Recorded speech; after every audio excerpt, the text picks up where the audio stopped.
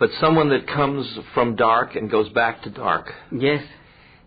is that person less evolved in their consciousness or their awakeness or their awareness than someone who goes from dark and comes into light? They are conditioned by Past. time and space and time. Right. Yes.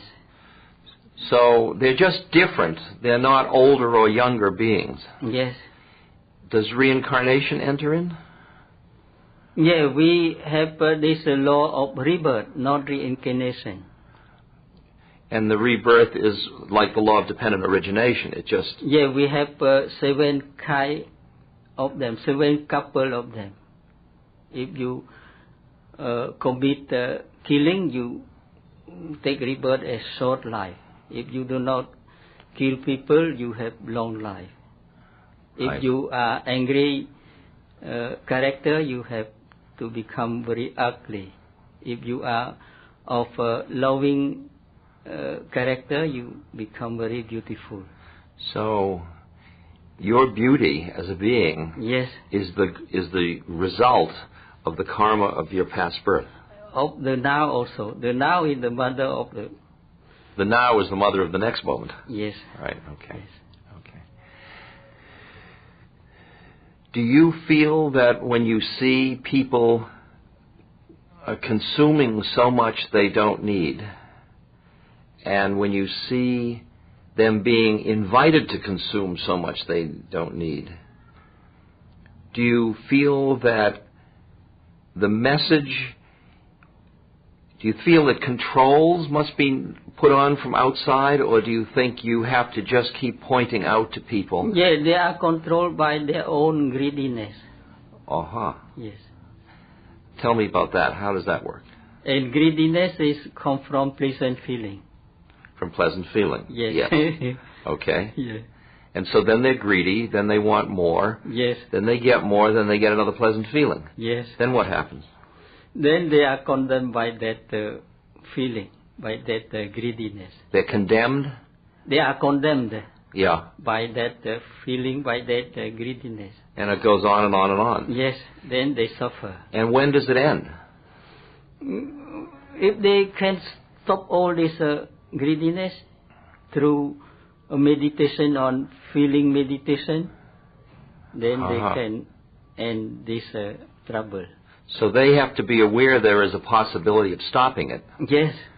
So one of the ways of teaching is to at least advise people there is a possibility of change. Yes. I see. Is that what you do in this book? Yes. Do you feel that the way of like Cambodia, a nation state, do you think that the world consciousness is changing so that nation states will become no longer the powerful forces that they are in the community? We are in the same boat. The world is one. The world is one. Yes. Yeah. We influence each other. We are in the same boat. So you'd say we are already a world government. Yes. We are already one governing body, Yes, interactive. that is the world is ruled by the law of karma. Yeah. The government is karma.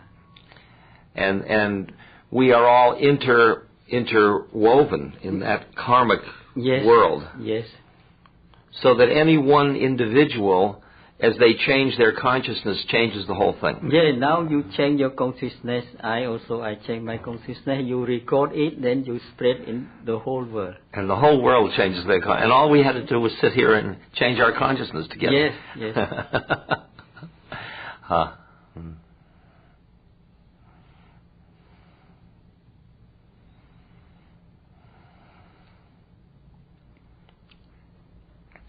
I become very interested in the way in which people change as they get older, as they get very old.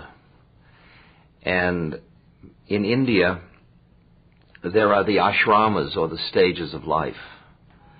And I wonder whether you experience changes as a result of age, and whether you feel that your work will change, or that you wish your work would change, or you see it will change as a result of age.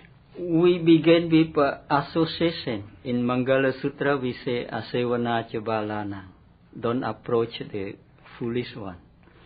Pandita nancha sevana. We have to approach the wise one. Then we can copy his character. Like Ramdas is wise one. I approach him, I become wise. Yes. So, do you think that in your tradition, elders are revered? Are elders treated with great respect? Yeah, we have 7 kind of good men. What? The 7 kind of good men. Yeah. Gentlemen. That is the first one is the gentleman who respect your elderly people. Oh, I see. The first one. Yes. Yes. And what does that require of the elderly person? Yeah, the elderly person must be a virtuous person. A virtuous person. Yes. Right. Yes. And what other qualities must they have besides the virtues of Shila, I assume you're talking about? Yes. Yes. And do they have a responsibility to the younger people? Yeah, and also they have 5 kind of dharma. That is loving kindness, right livelihood, and this brahmacharya. Yeah. Yes. Yes. And also truthfulness, and also mindfulness and clear comprehension. Yes. Are there many people in your culture that up until they are old spend their time in worldly pursuits and then turn to these things only when they're old? Or is it all the way through life? Yeah, if you know suffering, then you return to the Dharma. Cambodia suffer more than 20 years. And now they return. Every day they come to the temple to study the Dharma. And this is all ages? Yes. Yes. All ages. Yes. Were the old people in Cambodia driven or drawn back into their spiritual tradition? Now every day they come to our temple, to every temple, to study the Dharma. Really? How to make peace again.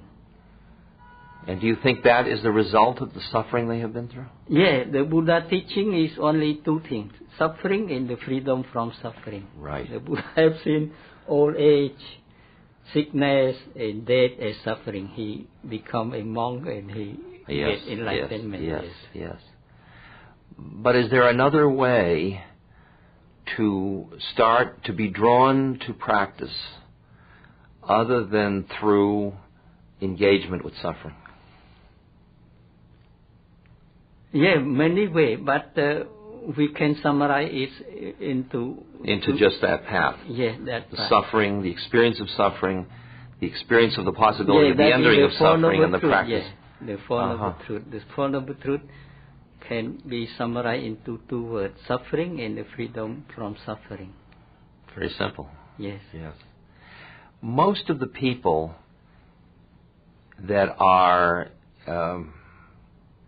in the world, I think it's fair to say, find that the immensity of the suffering that is around them all the time is too much for them to comprehend or to embrace, and they turn their head away and they deny the suffering. And part of the first step is the acknowledgement of the suffering. And I'm wondering whether you work at all with the issue of the denial of suffering, of how you get somebody that is denying suffering, or how we get ourselves when we are denying suffering to end up looking at the suffering. Yeah, we cannot help. We cannot help. Yes. When there's denial, there's nothing we can do. Yes. That's very discouraging. Yes. It's just their karma. Yeah, their karma, their own karma. Yeah. Like a Devadatta, like this super Buddha. Yeah. Doesn't that make you sad to see people who deny suffering? Yeah, but in the end, like Devadatta, when the earth swallowed him, he remember what the Buddha said, and he can, at the last moment, he can. The moment before death. Yes. Is the preparation for the moment of death a key part? I know the cemetery meditations and so on. Is that a key part of the way in which you train your monks, for example? Yeah, at the time of death, just like you at the door, you walk out. Yeah. Yes. And how do you prepare somebody to walk out? If that time you think of something wholesome, then right. you become happy in the next world. If you think of unwholesome thing, then you become unhappy. Yes. In the next world.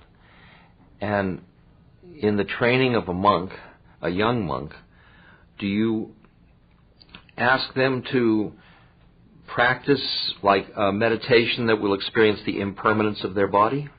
Yeah, we give them 5 subjects to meditate. Kesa, that is the hair on the head. Yeah.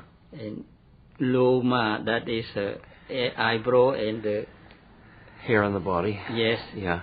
Nakha, that is the nails.